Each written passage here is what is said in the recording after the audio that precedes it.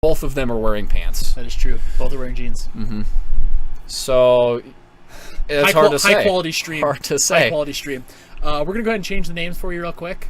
Yeah, these are not Evan and Jason.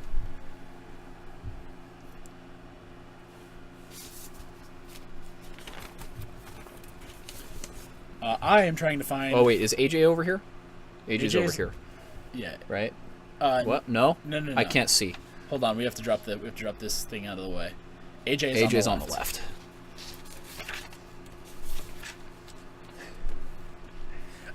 So we should definitely put Katie and Katie's husband. Well, the executive decision has been made. That's not how you spell it. Did she spell IE? Also, and Katie AJ has not won quite yet. Quite yet? That's rude. Katie is a very, very good Magic player.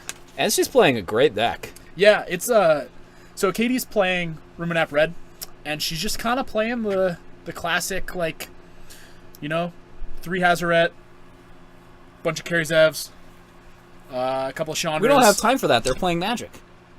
I mean, barely. Anyways, she's just trying to get them dead. Yeah. Interestingly, one interesting note is her Soulscar mages are in the sideboard.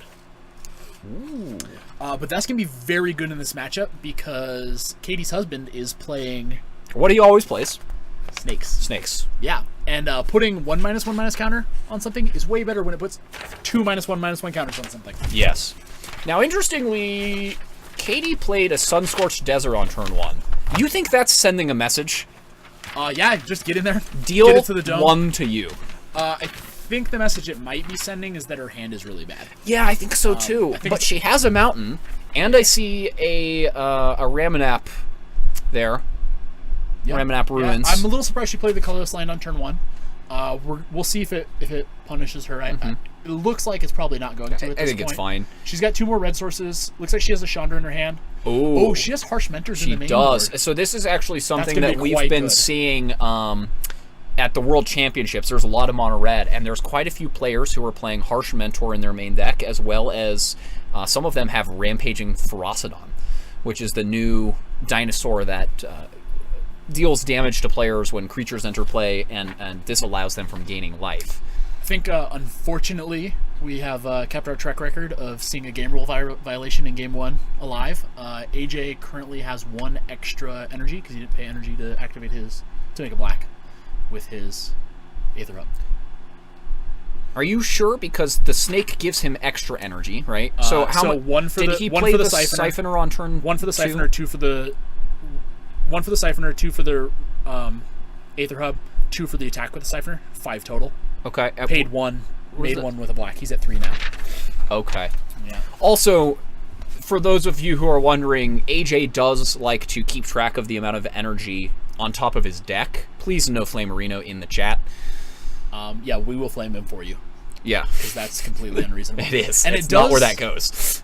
Yeah. So here we're seeing one of the big additions to the mono red deck is Lightning Strike. It's just, frankly, it's just kind of a really powerful card. It's really flexible, and the big thing is it can go to the dome. It can. At instant speed. Straight to the face. Those are both good things. Dome, instant speed, good. Good. Yep. So we see, it looks a little bit like we're seeing some Flood here from Katie. I think she actually is just kind of gummed up with some more expensive cards. She's got an on-crop Crasher there, obviously this Chandra that you see. I'm interested to see, I think she's going to add mana. Yeah, that makes sense to me. I think that's the right play. Also, this keeps a Ballista from really going off against her. Harsh Mentor's just really good when your opponents are playing Ballistas. Yeah, Ballista would still actually be quite good here, because AJ could play the Ballista on 2 and use 1 counter to finish off the Chandra. Of course, after getting in for 4 with the menacing Glint Sleeve Siphoners. Sure. And still have a Ballista on 1. Of course, he takes 2 damage in that exchange, but he's really far ahead on board, actually. Yeah, he's just drawing a lot of cards. I think this is another kind of sign of something that may have been wrong in our previous match. Drawing cards is really good. Drawing cards is great. If you have the opportunity to draw a card with the Glint Sleeve Siphoner, do it. You should draw the cards. Draw a card every time. Every time. Looks like AJ's deciding whether he's going to attack Chandra or attack Katie. I think Chandra is the right call here. Yeah, Katie's at 16. You're just not that close to killing her. And letting her untap with the Chandra just can't possibly end well for you. In my experience, some of the ways this mono red deck wins are just by getting in just enough damage. Yeah, crossing the finish line. Shot, 2 damage here, 2 damage there. Anything that you can do to save yourself some life points is good. And I think we might even see AJ stop drawing cards at this point, just because he's far enough ahead on cards as it is, and the 1 life point that is associated with each one of those extra cards he gets is certainly a cost. Personally, I think I'm inclined to. I bet that we see him draw another card, because he can only draw 1 card a turn at this point with his Siphoners. And 16 is just not that low. With the board presence he has, if he connects with these Long Tusk Cubs, he's probably going to start converting energy into counters. But before that point, I personally would be just continuing to draw cards. You just don't want to get gummed up. Like right now his hand is pretty full of expensive cards. Yeah, he's got a couple of hostage takers. He's got to keep hitting land drops to make these good, right? Although, does he have an untapped land? Is that a fatal push there? Oh, this was a great play. I think it's an Aether Hub. Katie plays her land. Then she makes 2 mana with her Chandra here, and then goes for a Hazoret. Plays the Hazoret, which now she's heck bent. That is game. So she can bring the heat. This has haste. Yeah, and can fight. And this is kind of this is what we're talking about. It seems it's a little out of control. I mean, Katie's board kind of went from 0 to 100 pretty quick. I'd say 20 to 100. She had a Chandra in play already, but yeah, this is a big attack and. I would assume that the on-crop crasher is not exerted here. Yeah, this is a really solid play. I don't think that she exerted, and I think that that's really good. This on-crop crasher is probably going to have a Cub trade for it anyways. Oh, yeah. That's its destiny. Right. So making him not be able to block with one of the Cubs when he's probably not going to chump block anyways just isn't that good. Yeah. So I think that was definitely the right play, because in the off chance you get untap with it, you might be able to just kill him. Maybe it might actually be worth it to exert there, because if you assume that one of the Cubs is trading with that on-crop, which I think is reasonable, you may want to exert just because it's going to die anyway, and then if AJ wanted to chump block the Hazoret, he couldn't. Yeah, but the thing is, I think that him chump blocking the Hazoret is actually better for Katie. It might be. You might be right. I think that she wanted to give him the opportunity to make what I believe to be a mistake. Sure. And I think she did. So I'm a big fan. It's obviously not like a super clear play one way or another, but I personally am a huge fan of the way Katie played that turn. Yeah. It looks like the last card in her hand is another Chandra. Yeah. She's behind on card advantage, and this is not something we say very often, the red deck's out card qualitying the green-black deck right now. Yeah, I mean, it's just very surprising. This is another example of an energy deck that's chosen to go more aggressive with these Long Tusk Cubs, and the Long Tusk Cubs just don't look that impressive. Okay, so outside of Snake, what is the most AJ card you can think of? What's the card he always plays? Walking Ballista to go with his Snake. Okay, but what's the card that he always plays that not everyone else plays? He has Blossoming Defense in his hand.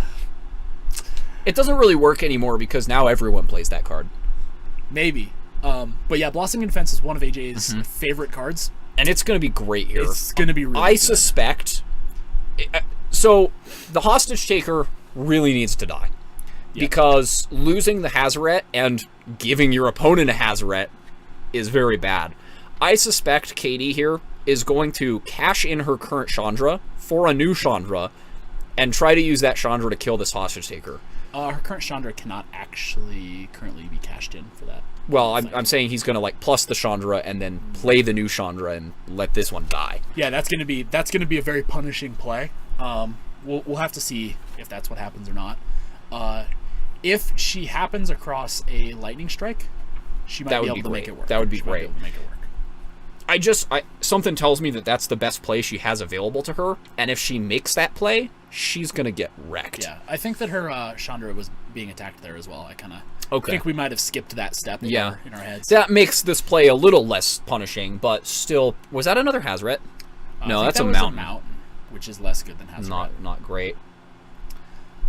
Interestingly, I hadn't really thought of this because I was thinking of Ballista, but this Harsh Mentor quite good against The Cub? the Cub. Yeah, that's it's very pretty insane. it's very good. That's why people are playing this deck, or this card, is because it punishes a lot of the cards in the energy deck, particularly this version of the energy deck, which is that was a pretty good hit. That was a pretty good hit off of Chandra. Now I think that she probably should have tapped differently,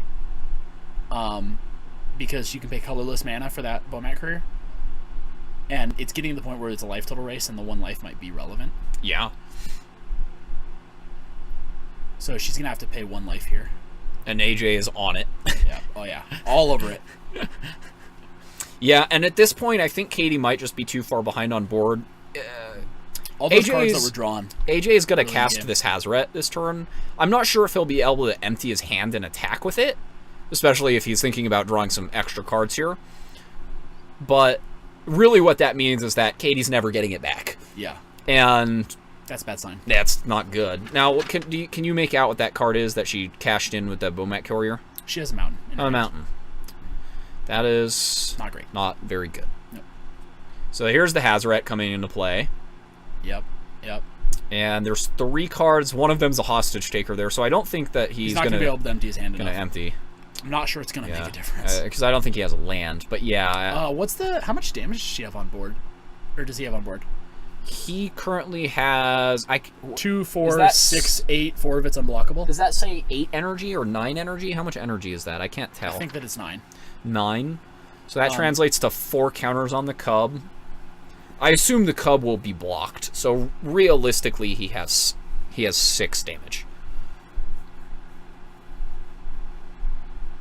Okay, there's an extra energy. So you can put up to 5 counters on the Cub now. Yeah, I think that he might have been better off holding up that Blossoming Defense. I think, well... just because if she does not block correctly, he will kill her. Oh, he gets to make 2 energy. Yeah. If Katie doesn't block the Long Tusk Cub here, I think she's dead. Yeah, she's... Because I believe this Long Tusk Cub can grow to an 8/8 if AJ wants to cash in all of his energy. And then that leaves... 7/7.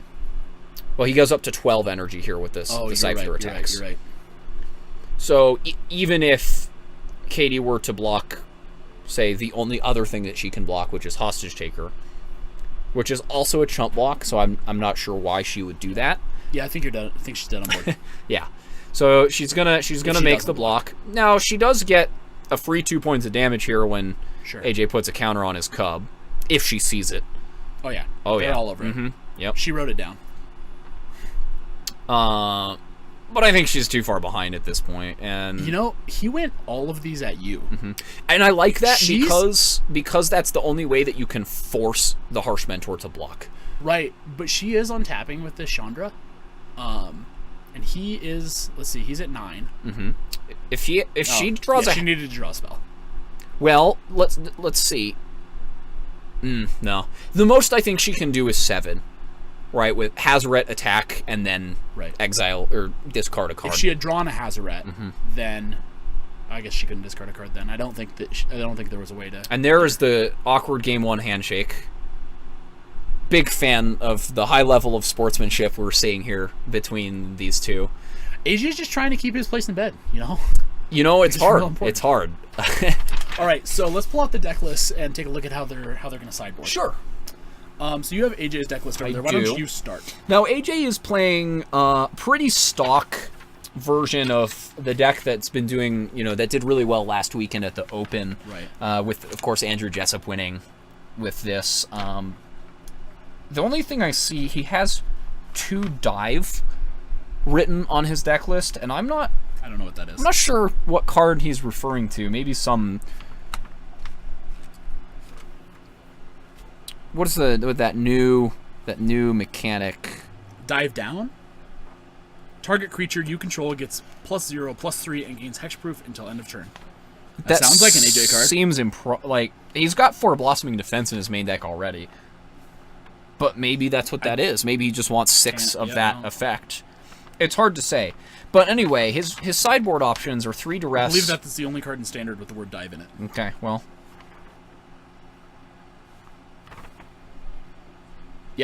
I'm pretty sure that's what Unclear. he's playing. I can go find out.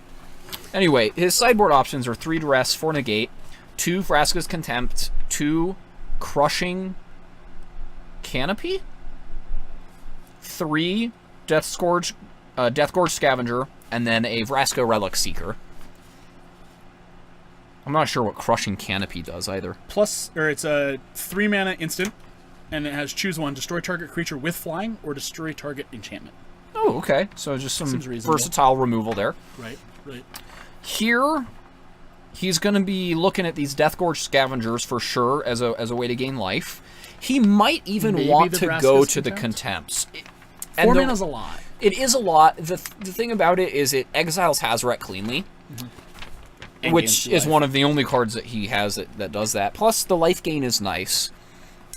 So I think those are the reasonable cards. He probably will cut the 2 dives if that is in fact in his deck. Yeah. Apart from that, he might be looking at cutting some of his more mid-game cards. His one main deck Scarab God might be in consideration because it's just kind of slow. Hostage takers are pretty slow too, and they die to lightning strike. I think Hostage Taker is really good in this matchup. I'm just concerned that it takes too long to get to a point where you can steal something. Mainly, you're actually looking at stealing their 1 mana things. Okay. Because what it does is it removes an attacker from their side of the board and adds 2 blockers to your side of the board, and it doesn't really matter how good those blockers are or how good their attacker was. It's just bodies. All right. So in Katie's deck, we see 4 Soulscar Mage in the sideboard. Those are 100% coming in. Best card in the deck. She knows his deck list. She knows he has snakes. Those are coming in. Then we see 3 Chandra's Defeat. She knows his deck list. Those are not coming in. Nope. She has 2 by Force, which is the it destroys artifacts. Yep. Oh, I'm pretty sure by Force I thought was the red X destroy X artifacts. That might be. Please hold. We're googling.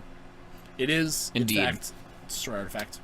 I was thinking of Harness by Force. So that can kill Walking Ballista, but I think it will not be. And then she has 4 Rampaging Pharazodon, which is the 3 mana 3/3 where players can't gain life. Yeah. It also has Menace. Mm-hmm. I don't personally think that's where you're going in this matchup. I don't think just so. Because you have so many good cards in your main deck that I don't think that's where you want to be. But I could see potentially... I could see them... I could see thinking they're good. Also, like maybe they're better than Kari Zev. That's possible. But Kari Zev's pretty good. The thing is it costs more mana than Kari Zev. And attacks for really, less. I think in this matchup is kind of all about Hazoret. It's about getting onto the board early, getting early damage in, and then it becomes about Hazoret. I'm somewhat surprised not to see any Glory Bringers in the sideboard. That's been a really popular option in Mono Red. Right. And it looks like she's trying to keep it lower to the ground. Matchups like this, though, are where that card really shines. Yeah, I agree. And see, she starts with turn 1 Soulscar Mage, so they're obviously in the deck. Mm-hmm. At least one. Yeah. I can't imagine you bringing in less than all of them. Followed up by a Harsh Met. This is a very, She's off very to the good races start. here. This is dangerous for AJ. Yeah, AJ is going to need like some fatal pushes or something to stem the bleeding here. I don't think any of his two mana creatures are particularly effective here. No, especially with that lightning strike sitting in her hand. It's just and especially because both of the creatures that Katie has deployed so far actually have 2 toughness, so Walking Ballista can't even trade. Terrible. Even if it could, and AJ would take 2. Yeah, I mean, this is a punishing start. Yeah, I think he's going to look to try to get on board here, and just hope that he gets to untap with whatever he plays here. Yeah. He does have a Blossoming Defense in his hand again. He's playing a whole bucket of them. Mm-hmm. Yeah, it looks like he's leaning towards a snake. I think that it was a Siphoner and a Cub at the front of his hand. Yeah, and Siphoner just looks pretty poor here. It's pretty bad. I mean, it can trade for the Harsh Mentor if Katie offers up that trade. Or it can trade for that Bomat Courier. Awkwardly, Katie's actually missing her 3rd land drop here, and it would have been a very good, very, very good land drop. I think that we're still in the pre-combat main phase. but I saw her make a bit of a hand motion. I hope that she's not passing the turn here. I almost thought I saw that as well, but seeing as how AJ hasn't untapped, I think we're still on Katie's turn here. I think she might be deciding who she wants to attack with. I think that is pretty much a free attack with at least the Courier and the Soulscar Mage. I think either of those you're you want to presenting trade. shock, and if you don't attack with the Soulscar Mage here, he knows you don't have shock. Right. No, and that being said, though, the shock, I might just cash in the shock right now on the... I think if she has a shock in her hand, she's definitely casting it here. So maybe she can't afford to... when you're on AJ's side of the board here, I think you're pretty confident she doesn't have shock. All the same, you got to get that Harsh Mentor off the board. Right. Yeah, I think given the opportunity, you definitely want to block that. Yeah, I think I probably would not have gotten in with the Harsh Mentor. I may have tried to give it a go and make him call me on the not having the shock. I think if you think about it long enough, you should realize that I don't have a shock, because otherwise I would cash it in on your guy and just get in with my 2/2 because it's the same. Yeah. But yeah, I probably would have given him the attack and made him call me on it. Yeah. Okay, At the end of the day, it's like the worst case scenario is you trade your Soulscar Mage for their Siphoner. Right. It's not that bad. And here's another Siphoner. Okay, so this third land, it's a little awkward because it's not a red source in general, but she actually doesn't need a second red source right now. She's got just a bucket of on-crop crushers. Yeah, she's going to be getting in for a lot of damage. Here's 5 right here. I think it's unlikely that the best creature on his side of the board gets to block ever again. Oh. We're really bad at this, huh? Yeah. This is not game 1. I feel like Matt was in charge of that. I don't remember that conversation ever happening. But once again, is this a full art of Braid at the front of her hand? I think that is what that is. Yeah. Okay, so she's got two. She's got Lightning Strike and a Braid and another on-crop crasher. And I think they feel good. They look like they're going to be good.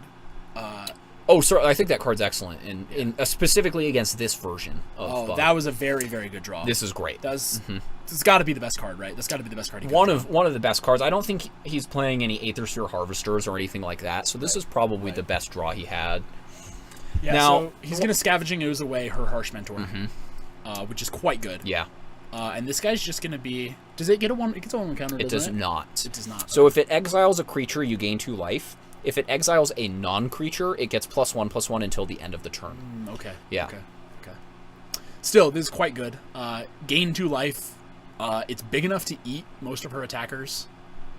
I think it's just really, that's kind of where you want to be. Now, once again, I have to point out that Katie likes to represent her exerted creatures by turning them upside down, even when they are tapped. Right. Please no Flamerino in the chat, because we're going to flame her for that too. Turn that creature sideways. It's tapped. What is wrong with these people? Also, I do believe that this Blossoming Defense is in his hand. Well, we're going to find out. And I think this is going to be really bad for her. There it is. I think she did draw a mountain here. And if she had played the mountain, maybe not. If she'd played the mountain pre-combat, she could have. Oh, it does not. I don't see a mountain Never there. mind. It's another Lightning Strike though. Yeah, this turn went very poorly for Katie.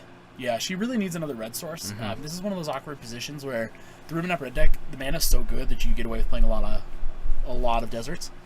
Sometimes you draw a lot of deserts. Yeah, just happens. I think AJ is being friendly and reminding her that this guy is now enormous, as well as hexproof. Yeah, if she draws another mountain here, I think she's in a good position. And I think AJ did. We saw there he chose not to draw an extra card there. I think. No, he only has 1 energy. Oh, does he? He drew an extra card last turn. Oh, okay. Yeah, so we'll have to see. But if she draws another red source here, I think that she's still in the game. If she doesn't, if he casts a spell and she doesn't draw into the red source, I think she might be falling far enough behind that. Potentially, AJ's life total is quite low. This On-Crop Crusher is going to be untapping next turn. And it looks we believe she has another one. He understands that he's getting in. Like he's like, these dudes aren't blocking. Yeah, certainly. I think AJ, if he doesn't have another creature, then certainly he's not in a position to be blocking. I think if he had another creature or two that he could commit to the board, he could play defensive. Although this Deathgorge Scavenger does a really good job of swinging the life totals. Yeah, but Katie definitely has the potential to get in for a significant amount of damage here, especially if AJ's plan is actually just to play 2 blockers. She can attack for 8. Now, of course, AJ's 2 blockers are Long Tusk Cubs, which might kill her. Yeah. Then the question is, on the way back, does she die? And there's a red source. Is that card a Hazoret? I think a Lightning Strike, an On-Crop Crasher, and I'm not sure the other card. I think that it might be a Hazoret. So definitely a Lightning Strike and an On-Crop Crasher.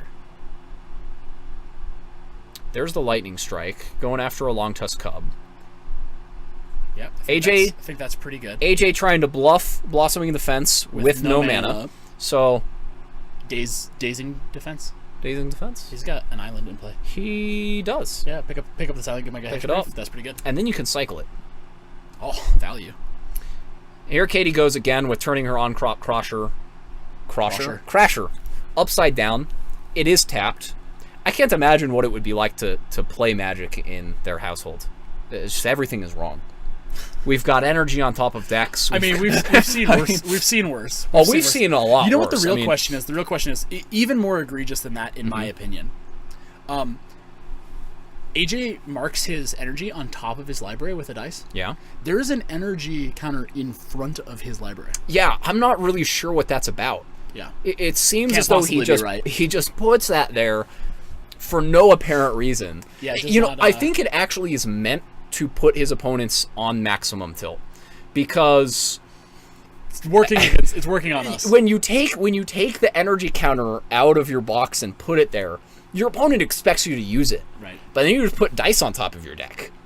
Okay, so we saw that he decided to draw an extra card this turn. I think he really wants to hit another land drop. He has this snake. AJ taking a read on Scavenger Grounds there. Yep.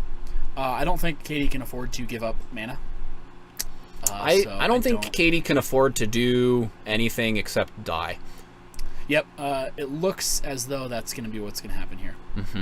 Let's see. In fact, she might just be dead here. She's at 13, and AJ is not working with any energy, so... Interesting. He goes for...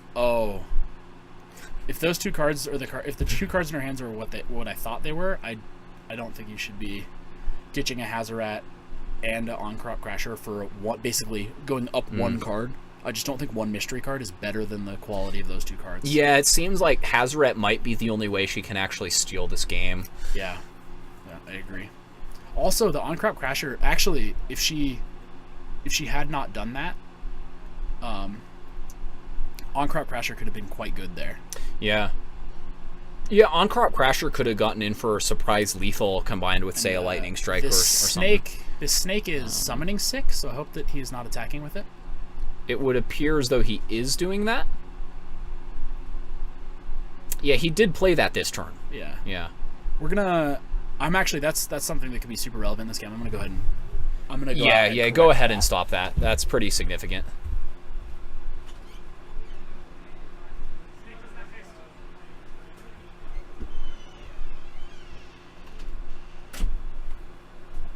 You are a superhero.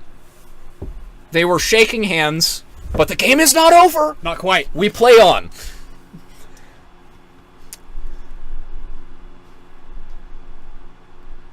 Someone showed up in chat halfway through the match and started making all of the jokes that we already made. That's loose. That's true. Soft. I mean, come on. Yep. That's unbelievable. Can't these possibly people. Be right. So yeah, the top card of her library was a Lightning Strike. That's good. It's good. Which wouldn't have been super relevant, I don't believe. Nope. Now, the Lightning Strike is very good in that it does kill this. It does kill any creature she wants. Yeah. But I think if you pointed at this cub, it kills it straight up. I mean, if you pointed at... How many counters does the cub have on it? It has 2. Okay. So it would get 4 -1/-1 counters. Yeah, to be perfectly honest, I don't think it really matters what she kills. I think she's pretty much done for here. I think you're probably right. The cub is the biggest creature on the board, but you can't really afford to leave a snake and a walking ballista in play. That's true. There's not a lot of good options here. Yeah, because you're just dead to it. And her hand, unfortunately, consisted of Bomat Courier and Soulscar Mage. What do you think about cashing in the ballista there? It seems wrong to me on the surface.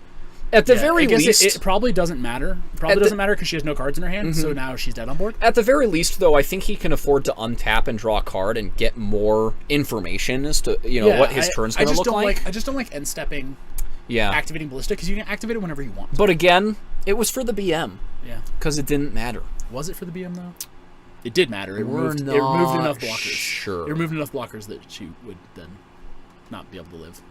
Well, just go upstairs with that one. I think that this is one of the strengths of this archetype. The bug energy is that it's just pretty good against mono red. I think this deck, this list in particular, is great against mono red. You have a lot of really efficient 2-mana creatures that are good blockers. Mm-hmm. Snake being a 2/3, Long Tusk Cub oftentimes being a 3/3 the turn you play it. It's hard for them to get through. Plus, you've got Fatal Push. Oh, that's just adorable. Wow, that's amazing. A little bit It looks like AJ will not be sleeping on the couch tonight. Someday I want to have a relationship like that. What about our relationship? We never do that. No, but I don't make you sleep on the couch. That's true. Not sure if you have the power to make me sleep on the couch. I'm pretty sure I do. Unclear. But you're right. Our relationship is probably better than theirs. So, whatever. Can't get pregnant. No big deal. We think. That's not real appropriate. I apologize. No. I apologize to any of the young viewers out there. How many people do we have in chat? Got three whole people?Maybe 4? Well, I happen to know that one of the guys who was in chat doesn't actually play Magic, so he's probably not here anymore. I have no idea who that was. Yeah. All right, so I think that those are 2 decks that are pretty close to the things you're going to be seeing on the SCG Tour, at Grand Prix, those kinds of certainly things. 2 of the best decks in the format. And I think it was good to kind of see. It validated my opinion that if you want to beat mono red, if you play Snake and Ballista, that's where you should start. That should be step 1. Yeah, I mean that's where I'm going to be. It's kind of a personal thing, but okay. So at Grand Prix Denver this year, I just played a green-black Snake deck with no energy synergies. I just wanted to play kind of efficient. I played a bunch of 2/3s basically. I just played a bunch of 2/3s for the mono red deck, and it served me really well. I can't beat Owen Turtenwald. Apparently, I cannot beat Owen. Not a lot of people can. That is true. That is true. I had a pretty unfortunate showing at the end of day 2 there, to go from 3rd place to 46th, but pretty 46 is still better than this guy.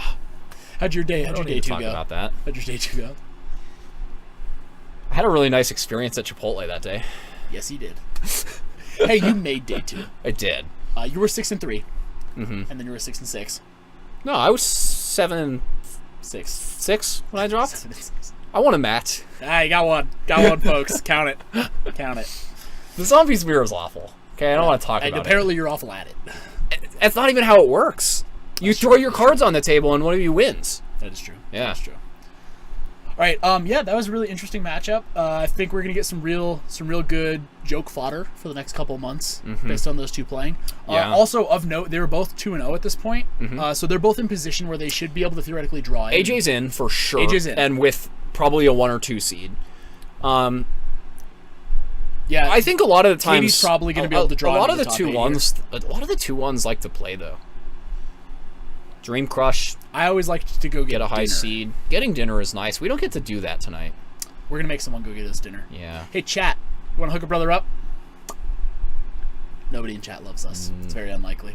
Nobody in chat loves anything. That is true. Well, they like harassing us, as you can see. Yeah, this guy really wants Somebody us to keeps yelling guess. Brocus. I know. It's just this one guy. It's unreasonable. God. Brocus is for dinner. Oh, now he's bribing us. I think he actually wants us to eat Brocus for dinner. Oh, I don't think that's food. No. It's good for the soul, though. Yeah. Okay, so we're going to take another quick break. We'll be back in a little while for round 4, and we should have an idea of what the top 8's going to look like before round 4 starts. We should have a pretty good idea. We'll probably, if we have a win in or something like that, try to get that to be our feature match. Watch Important Magic. All right, bye.